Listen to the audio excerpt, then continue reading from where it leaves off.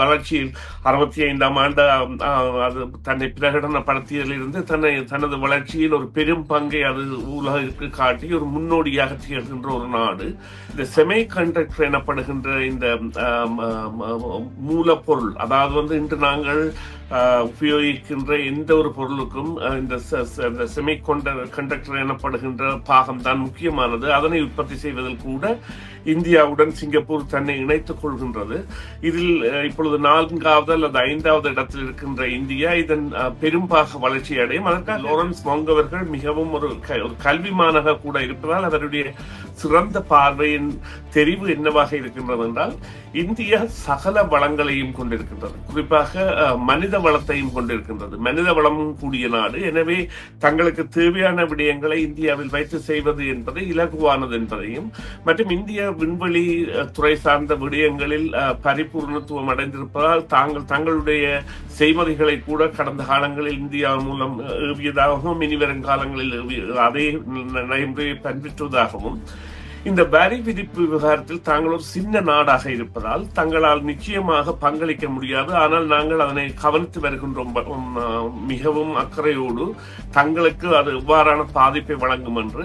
ஆனால் இந்தியாவுடனான உறவு என்பது அதற்கும் மேலாக தங்களால் இறுக்கமாக கட்டி வளர்க்கப்படக்கூடிய ஒன்று என்பதை தெரிவித்திருக்கின்றார். சீனர்களை அதிகமாக கொண்ட ஒரு சிங்கப்பூர் என்கின்ற ஒரு தேசம் இந்தியாவை நோக்கி நகர்வதானது மிகவும் ஒரு இனிதான தகவல் அல்லது இந்த தென்னாசிய பிராந்தியத்தின் வளர்ச்சிக்கான ஒரு ஆரோக்கியமான திறவுகோலாக பார்க்கப்படுகின்றது. நாங்கள் பார்த்த இந்தியாவும் இப்பொழுது இருக்கின்ற இந்தியாவும் சற்றே மாறுபட்டது என்பதைத்தான் அந்த அனுபவஸ்தர்கள் அல்லது ஆய்வாளர்கள் தெரிவிக்கின்றார்கள் என்றால், அவர்கள் பெருந்தெருக்கள் வசதிகள் எல்லாம் மிகவும் நவீனமயப்படுத்தப்பட்டு அந்த இந்தியாவின் முகம் என்பது தற்பொழுது மாறுபட்டிருக்கிறது.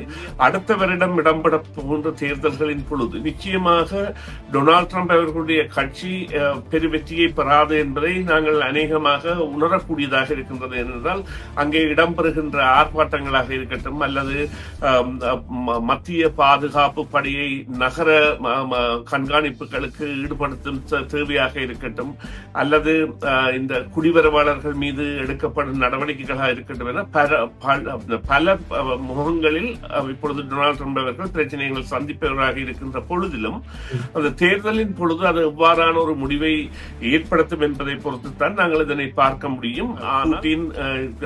கிம் ஜோங் உன் மற்றும் சீன அதிபர் ஷி ஆகிய மூவரும் சேர்ந்து இணைந்து நின்று அவருக்கு விடுத்த செய்தியானது புதிய தலைமை ஒன்றின் உருவாக்கம் ஏற்கனவே ஆரம்பித்து விட்டது என்பதை தெரிவித்த நிலையில் சில